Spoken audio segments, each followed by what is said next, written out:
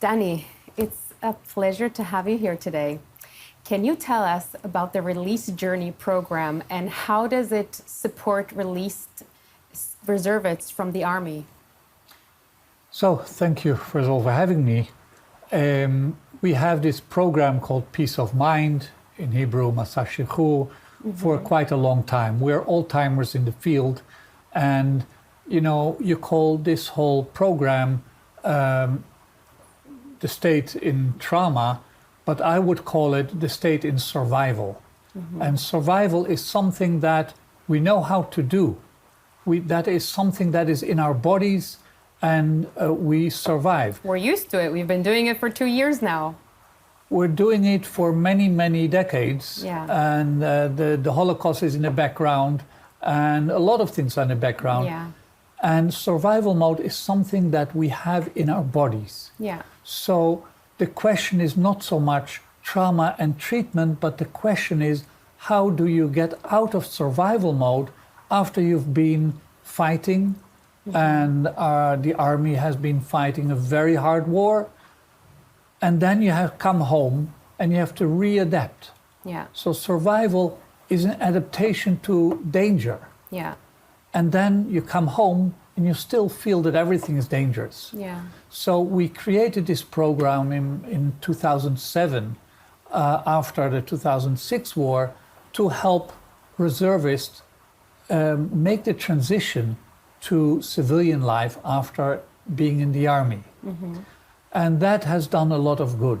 It is not a treatment for PTSD, post-traumatic stress disorder. It is allowing people to get out of survival mode. Yeah. And we are doing that also by bringing groups of reservists, but after out of the army, to Jewish communities wherever in the diaspora. And that has a double effect of, on the one hand, allowing some respite, but a very intensive program to understand what did this do to me. And on the other hand, the communities who are now experiencing anti-Semitism and are really afraid, suddenly they have these guys in their homes.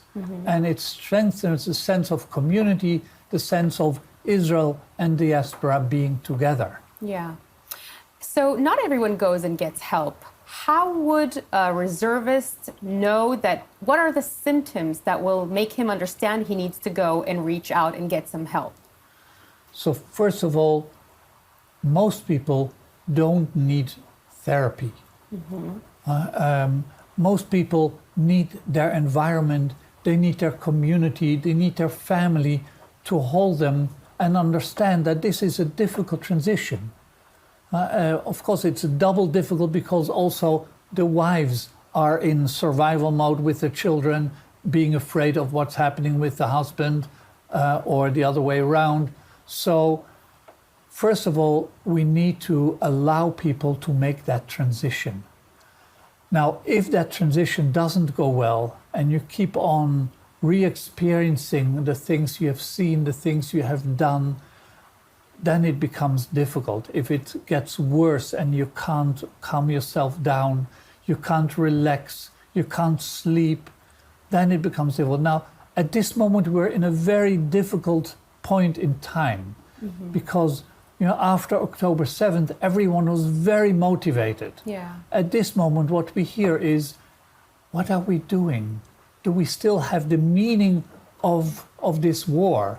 And we know that from the Vietnam War, at some point when there is no clear goal to the fighting, people break down. Yeah. That's a very critical point at this moment. Yeah. That I think also government needs to look at. Yeah. Because then coming back and you ask yourself, why is all of this happening? Yeah. And we need to help people with making meaning Definitely. of everything that is happening. Definitely. And as a parent, what are the key signs? Our kids have been through very tough 2 years. What are the signs to see if our kids need help? What can you tell us about that?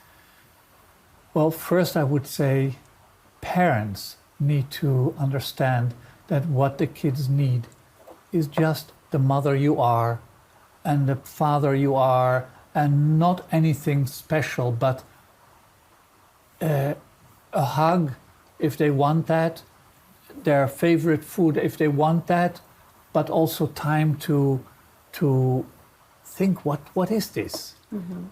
Now, when they totally isolate themselves, then we know there's something wrong.